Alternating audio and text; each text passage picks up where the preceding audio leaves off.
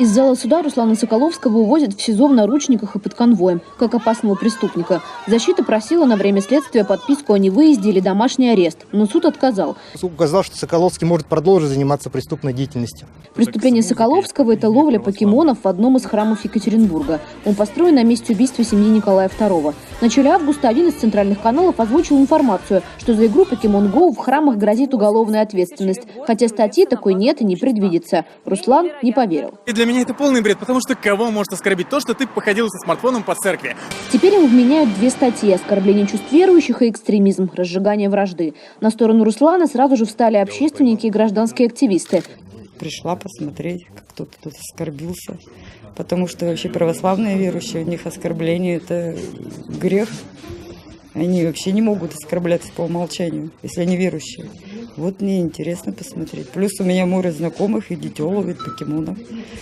Я не знаю, где дитё завтра их поймает, и я отвечать буду. Отпустить Руслана из тюрьмы просит и мэр города Евгений Ройзман. На своей странице в соцсети он просит церковь проявить к нему христианскую терпимость. Это дикость. Парень, конечно, провоцировал, но нельзя арестовывать человека за идиотизм, невоспитанность и желание оттопыриться. Позорище. После широкого резонанса появились сообщения, что владыка местной епархии Кирилл готов обещать милость подсудимому и в наказание просит для него исправительные работы в хосписе. Журналистам официально это пока не подтверждают. То, что он играл в храме в покемонов, это нехорошо просто лично для него.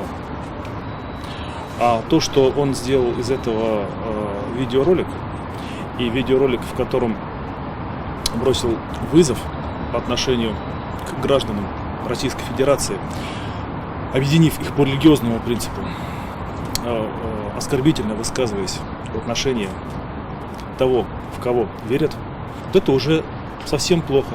Следователи священникам вторят. Дескать, ловля покемонов в храме стала лишь поводом внимательнее всмотреться в другие ролики блогера Соколовского. Адвокат Руслана говорит, его страницу в интернете сейчас изучают 4 следователей, а это половина отдела. Вот некоторые выдержки из его записей. Мы не должны жить в стране, где нас связывают по рукам и ногами из-за каких-то сектантов.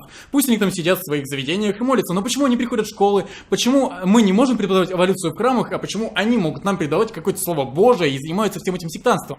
Максимум за активный интернет-атеизм и любовь к покемонам блогеру светит 5 лет тюрьмы. Выйти из СИЗО он может под залог в 100 тысяч. Такой суммы у семьи Руслана нет. Его мать инвалид на иждивении у сына. Этот факт суд почему-то не учел. Сейчас общественники помогают ей собрать деньги, чтобы вызволить сына хотя бы на время следствия из тюрьмы.